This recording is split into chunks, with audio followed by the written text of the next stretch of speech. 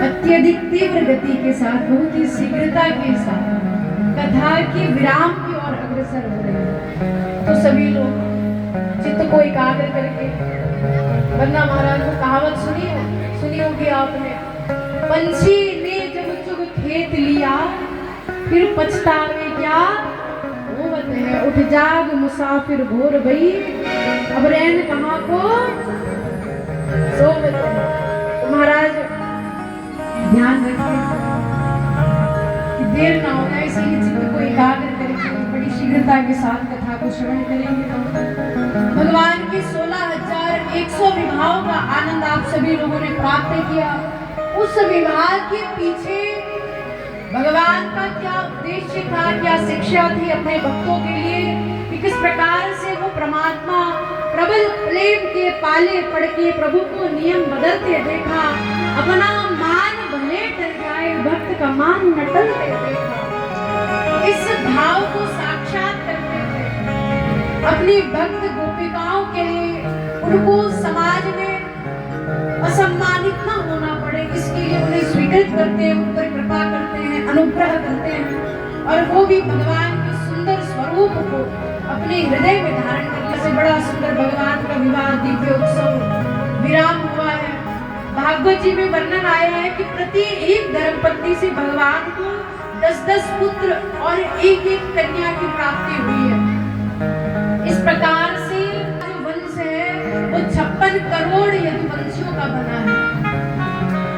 इतना बड़ा महाराज, इतनी जनसंख्या वाला परिवार, ये महाराज ईश्वर का ही संभव था। हम लोग का तो महाराज 10 लोग का परिवार, उसमें 4 लोग उत्तर, 2 लोग पूर्व, 2 लोग पश्चिम, 2 लोग दक्षिण जा रहे हैं, वही नहीं समझ रहा है।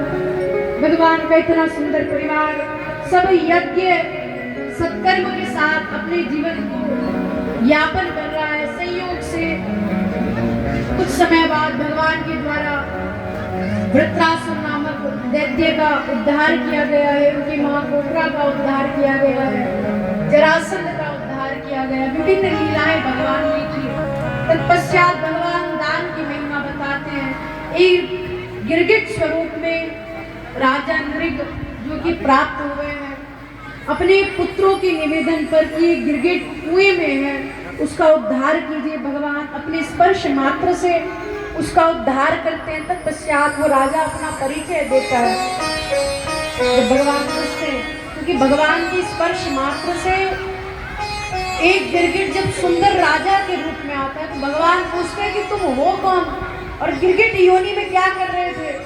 तब वो राजा अपना परिचय देता है और बताता है कि हे प्रभु, हे द्वारिकाधीश, नृगो नाम नरेंद्रोहा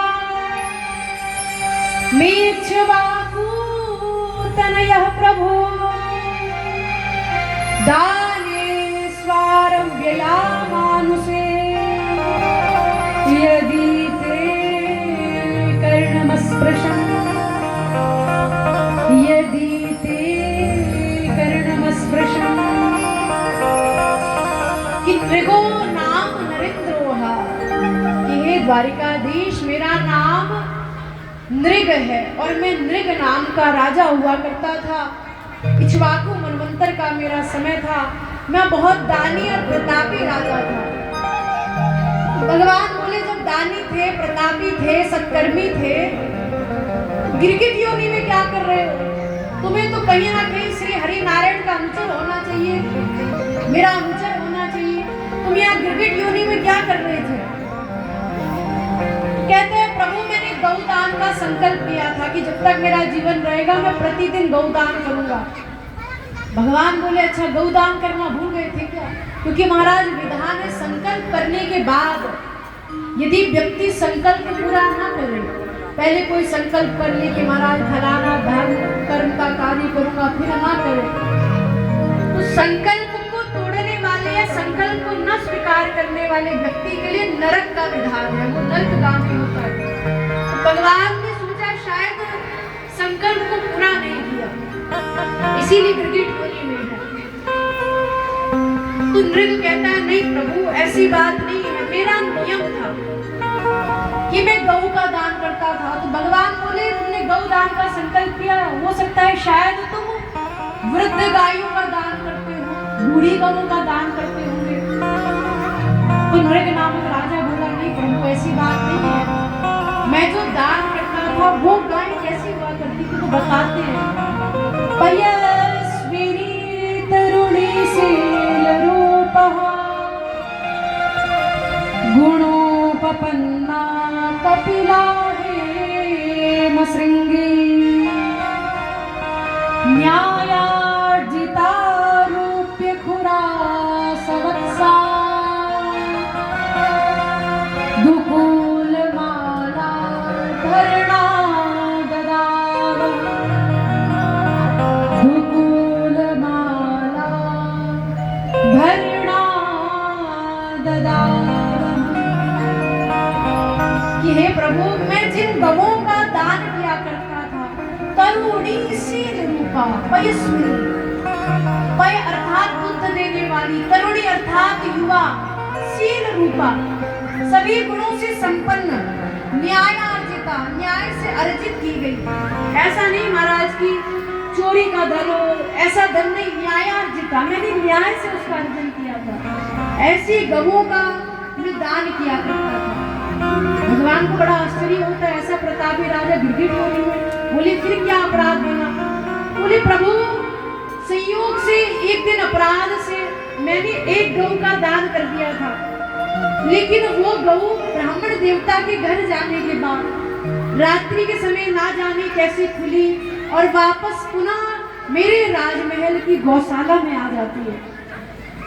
मैं अगले दिन प्रातः काल उसी गऊ का पुनः दान कर देता और संयोग से आज वाले ब्राह्मण उस गऊ को ले जा रहे थे और जिनको कल गऊ दान की थी वो अपनी गऊ को ढूंढ रहे थे, दोनों मिलते हैं।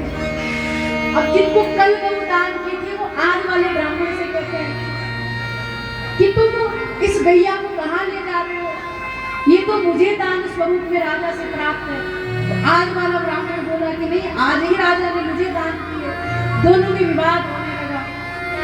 दोनों ने तय किया कि हम राजा के पास जाते हैं, राजा ही इसका समाधान करेंगे। दोनों राजा के पास गए। अब राजा से महाराज अपराध हो गया था, क्षमा प्रार्थना कर लेता, लेकिन राजा से क्या गलती हुई? पहला ब्राह्मण पूछे कि प्रभु क्या आपने ये गौ मुझे दान किए? तो कहे हाँ आपको दान किए। अब दूसरा ब्राह्मण बोले जिसको आज नया नया दान किया है कि प्रभु ये गाय आज आपने मुझे भी दान करी। तो हाँ महाराज इधर भी हाँ, दोनों तरफ हाँ भी हाँ। तो दोनों ब्राह्मण क्रोधित होकर के राजा को श्राप दे देते हैं कि हे राजा तुम धर्म का कार्य तो कर रहे हो, लेकिन गिरगिट की तरह बार बार रंग बदलने के कारण तुम्हारी वजह से हमारे मध्य में जो विवाद हुआ है, इस कारण हम तुम्हें श्राप देते हैं कि जाओ तुम गिरगिट की योनि को प्राप्त हो जाओ।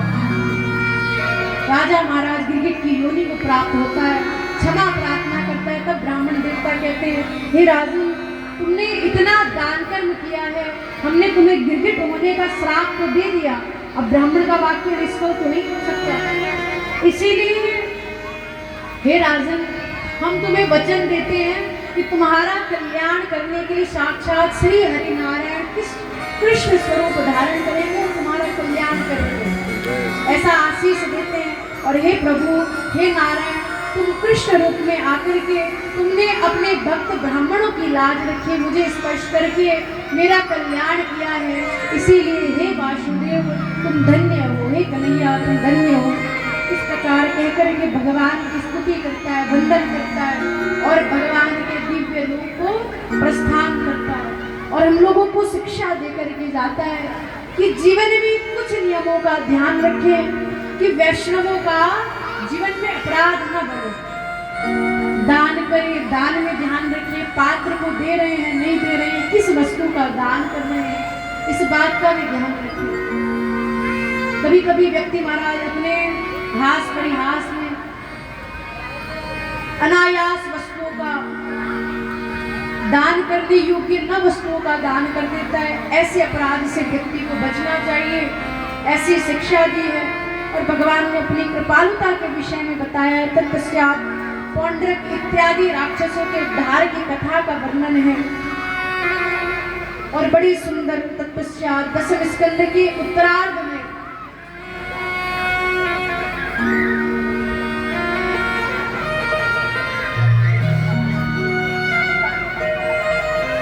देखिए महाराज, ये हमारी कृष्ण कन्हैया जी ने जो है बड़ी सुंदर राधा रानी जी की पेंटिंग बनाई अपने हाथों से। अब देखिए महाराज प्रेम से बनाए, अभी 2 दिन से कृष्ण बन गए तो राधा रानी जी की इतनी सुंदर छवि बनाती है। प्रेम से बोलिए राधे राधे। महाराज बड़ा सुंदर अद्भुत स्वरूप है।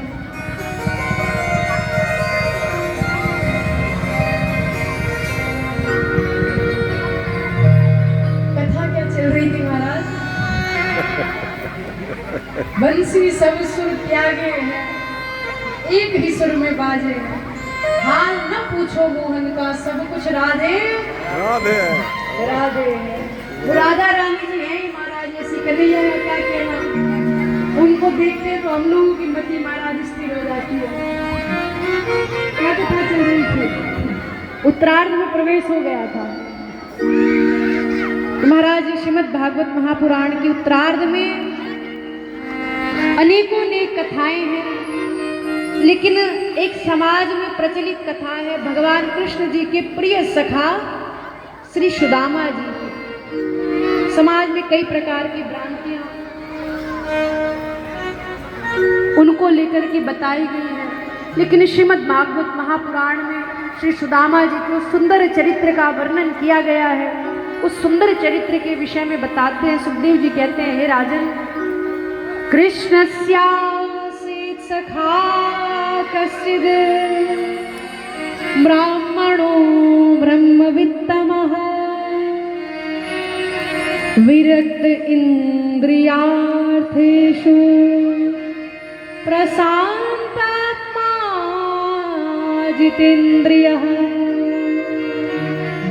प्रशान्तात्मा जितेन्द्रियः। कि कृष्णस्यासीत् सखा कश्चित्, कृष्ण के सखा है ब्राह्मणों ब्रह्मवित्तम, ब्राह्मण है और ब्राह्मणों में ब्रह्मवित्तम। ब्रह्म नाम रूपी जो धन है, भगवान का जो नाम रूपी धन है, उसमें बड़े उत्तम है, अर्थात बहुत अमीर है। हम लोग कहते हैं सुदामा जी बहुत गरीब थे, लेकिन किस में? जिसमें आप लोग सोचते हो, आप लोग को लगता है जिसके पास लक्ष्मी है वही धनवान है, लेकिन सुखदेव जी की नजर में वो बहुत महाराज उत्तम है, ब्रह्मवित्तम है, बहुत अमीर है। क्यों? क्योंकि उनके पास कृष्ण नाम रूपी धन है। इसीलिए सुखदेव जी कहते हैं ब्राह्मणों ब्रह्मवित्तम, ब्राह्मणों में ब्रह्म रूपी धन में सर्वोत्तम है। और ऐसे श्री सुदामा जी विरक्त इंद्रियार्थेषु, अपनी इंद्रियों पर विजय प्राप्त करने वाले, अपनी इंद्रियों से विरक्त हो गए हैं। प्रशांत आत्मा जितेंद्रिय, और प्रसन्न आत्मा वाले हैं, जितेंद्रिय हैं। भगवान श्री कृष्णचंद्र जी